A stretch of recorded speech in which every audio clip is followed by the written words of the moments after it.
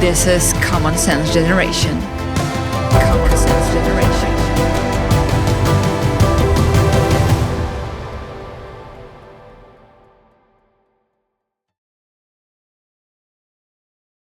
Hi guys, my name is Kądzielska-Koper. You're watching Common Sense Generation, and today we talk about Buddhism and Dalai Lama because I have with me Alexander Norman, a biographist of Dalai Lama. Thank you very much for coming. Thank you very much for inviting me.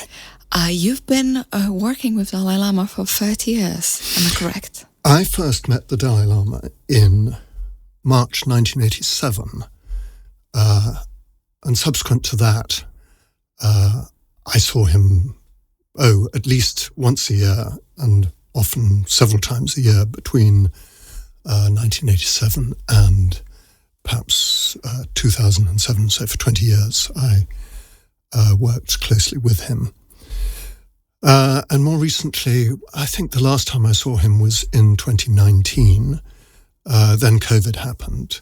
In fact, I was due to meet him in April of that year of 2020, but we decided that the meeting shouldn't take place because of the COVID pandemic, and since then I have been a close observer, but I haven't actually seen him. But in the interval, I started off by interviewing him several times for a number of British publications. The Spectator was one of them, and the Financial Times as well. I was freelancing for at the time, and I had the idea when I was traveling in Tibet in 1988. This was. I had the idea of suggesting to the Dalai Lama that he update his autobiography, because he had, when he first came into exile in 1959. He was encouraged, persuaded to write an English language autobiography. Funnily enough, it was ghosted for him by another English writer called David Howarth, who was a popular historian and ex-naval officer. And when I met the Dalai Lama on my way back from Tibet, he, funnily enough, had just been in England whilst I was in Tibet. And we met afterwards in Mussoorie, which is one of the one of the old British hill stations in India, but which is now home to a lot of Tibetan refugees. And I suggested to him, actually I prefaced it by saying, what could I, as at the time, still youngish journalist do to help him and the Tibetan people? I was very moved by Tibet as a political issue, having seen for myself firsthand how relations were between Tibetans and Chinese in Tibet. I found that very moving. In fact, I had an encounter which I'll never forget, when I was in a hotel in Shigatse, and I met this Tibetan who was the official translator for the hotel, and they were just opening up to tourism. They were opening Tibet up to tourism in the late 80s, and I was one of the first Western visitors to this particular hotel in this particular city, and they'd organised for the hotel that I was staying at to have a translator who could speak Tibetan, Chinese and English, mainly Tibetan. He was mainly there to translate Tibetan English, yes. Tibetan English, yeah. And it turned out, I recognised immediately that from the way he spoke, that he must have been educated in a British school in India, because the British established quite a number of private schools in India, some of them religious foundations, some of them not. But I could immediately tell from his accent that he must have been educated in one of these schools. And I said to him, I think you must have been educated in St. Joseph's or in the Doon School or somewhere like that. And he immediately said, oh, yes, I was educated at St. Joseph's, which is an Anglican school in Darjeeling. And that told me at once that he must be either of an aristocratic or at least one of the leading merchant families. And I said, oh, gosh, that's interesting. I visited this place, and I just remember when I asked him, I said, presumably you've had a pretty tough time of things over the last 30 years or so. And I just remember the look on his face, and when he said yes, when he agreed with me, yes, it was very difficult. There was so much torment and suffering and regret in that simple phrase, yes, very difficult, that I took that away with me, and I wanted to do something, anything that I could. Well, does China having opponents in Dalai Lama, and they couldn't imagine of having, let's say, more timid and humble opponent than the Buddhist people are, and the Tibetans are, but those who are practicing Buddhism, with like no violence, with not actually raising an army against them. But we forget that this occupation is ongoing, and it doesn't seem to have end. And we know from many reporters who are doing it that right now, especially under Xi Jinping, there is this huge program of integrating the youth, the Tibetan youth, to Chinese culture by not letting them to learn Tibetan, by not letting them to practice, and by incorporating them to speaking Mandarin, to learning about Chinese tradition. So trying to annihilate the youngest, not physically, but culturally, so they will disappear. Yeah. When, of course, in the Xinjiang, they're doing it even more physically. Yeah. I was speaking to a friend of mine, actually, a Tibetan friend of mine, just last week in Oxford, and he was telling me that the latest thing is that children are now of primary school age being sent off to Chinese schools where they are, the only language is Chinese. The only things that they learn are Chinese history, and they don't communicate at all in Tibetan, and there's no reference to Tibetan culture, no reference to Tibetan history. And they will spend 3 or 4 years in these institutions. They're taken away from their parents. Away from home, yeah. Yes. So they come back as little Chinese children. Having said that, he wasn't too much bothered by this, because in his view, the Tibetan cultural tradition is so strong, and the Tibetan identity is so strong, that even with this, he felt that it would take at least several hundred years if that was going to succeed. So that was a slightly optimistic note. But I want to just pick up on something you said. I know, of course, that in Buddhism, everything what happens to you, you sort of have to accept it, because it comes from as a reflection of your inner life, yes. And everything in what is spiritual, so they rather change what's inside them than what outside them. But will definitely, what's right now going on in China, it's a reflect of a huge pride of Xi Jinping, who wants to have one united Chinese Mandarin-speaking country. Yeah. And Tibet is just a problem on achieving this goal, and one of the smallest problem. Yes. Then it's Hong Kong, it's Xinjiang, and it's Taiwan.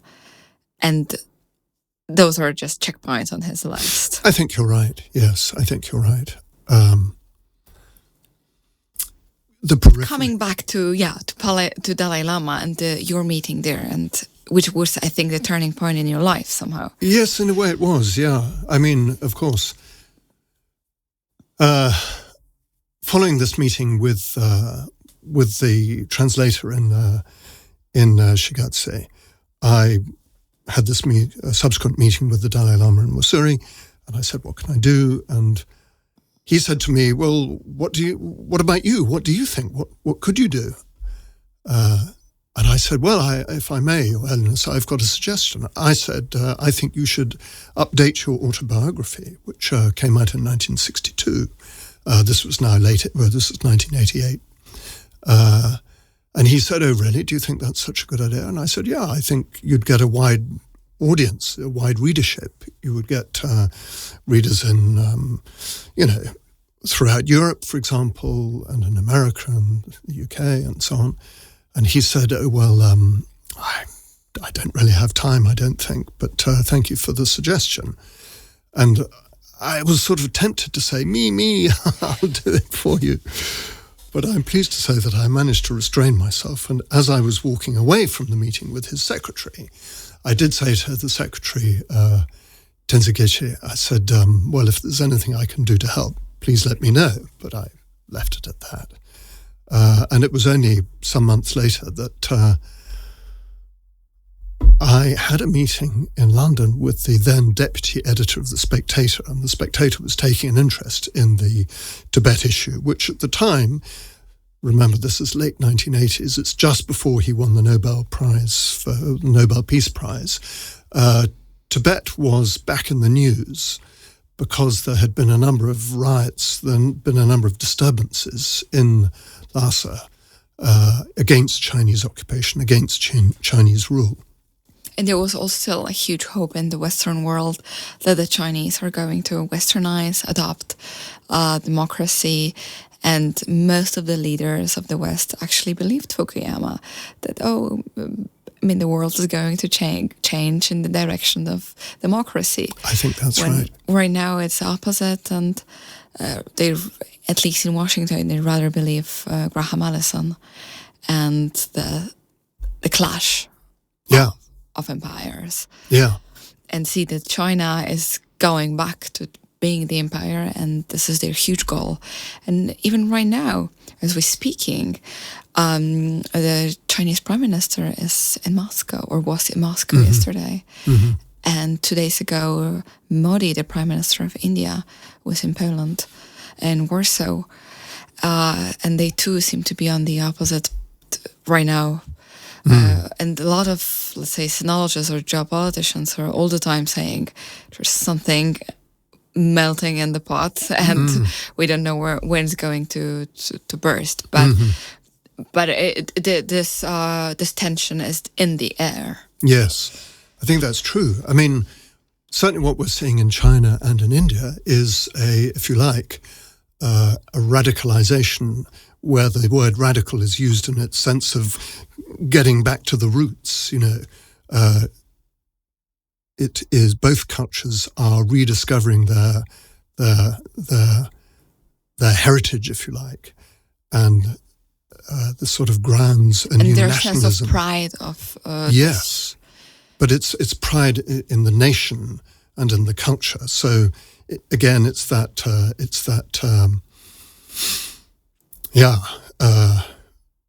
re-identification, if you like, with themselves as Chinese and Indian people, Hindu people, the Hindu people, and the Chinese, the Han Chinese people, and I think this is what's happening. This is Common Sense Generation. If you like this channel, please subscribe, share, and comment. Your voice really matters. But those are just modern remarks to back to the story, which is longer because, well, Dalai Lama is still there, and Tibetan people are still there, even if there is formally no independent Tibet, and the problem is ongoing. But at this point, it thought it might be resolved quicker than it really happened, because still there is no free Tibet. Sure. I think what is the case is that Tibet is an issue between India and China, and it's used by the Indians as a way of almost as a pawn, I think, Modi has made some very favourable comments about Buddhism, and he's visited various Buddhist institutions, and he's made favourable comments about the Dalai Lama. And it seems that he's very warm, or he's quite warm towards the Dalai Lama. And one suspects that the ulterior motive here is to use this relationship as a means to just show that India has some bargaining power with China. But coming back to your meeting in Spectator, when in which result you wrote a biography of Dalai Lama. Well, I started off by, to cut a long story short, it did end up that that the Dalai Lama updated his autobiography, and indeed I was the person who was the ghostwriter of this book, which was called Freedom in Exile. I'm not sure what the Polish title is, but it certainly is available in a Polish edition. And this came out in 1990.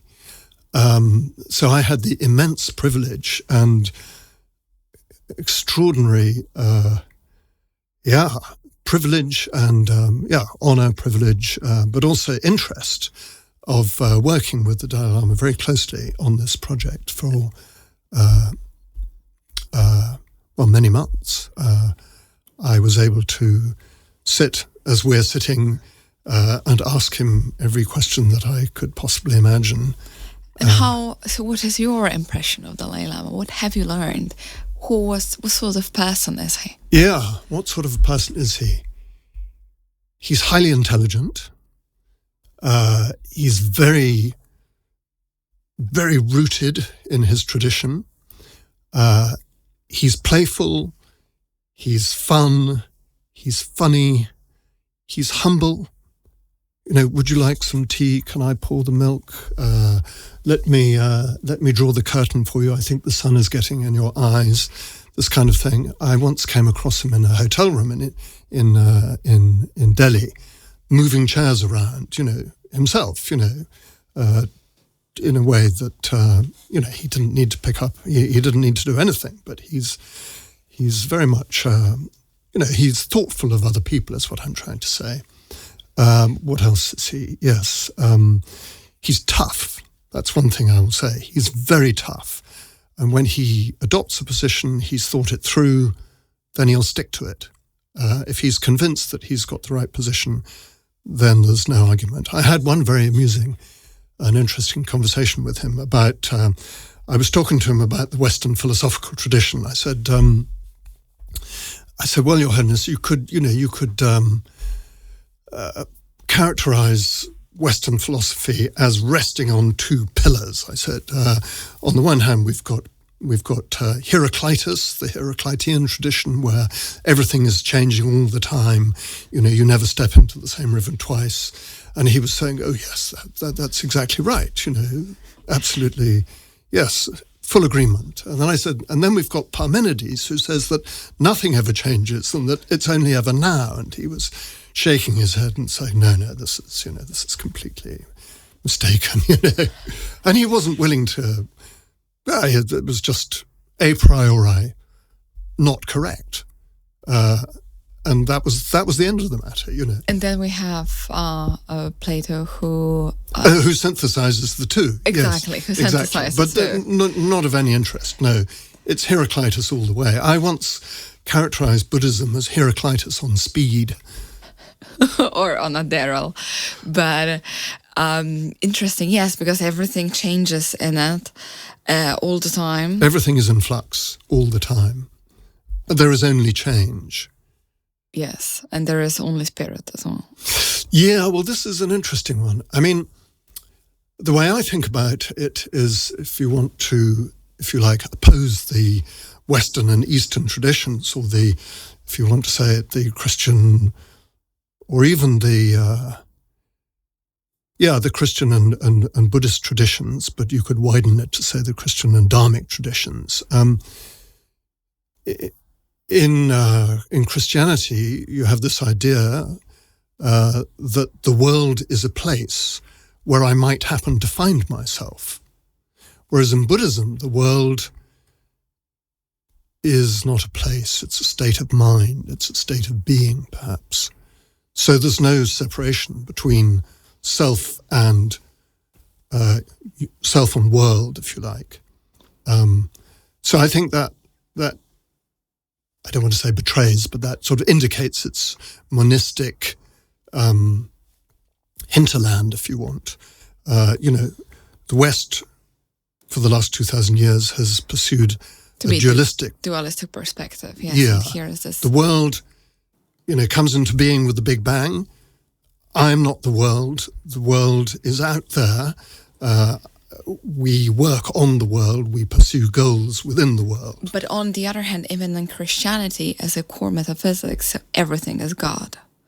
And God is everything. Yes, or God is... and God is everywhere. One might put it this way, that God is present to everything.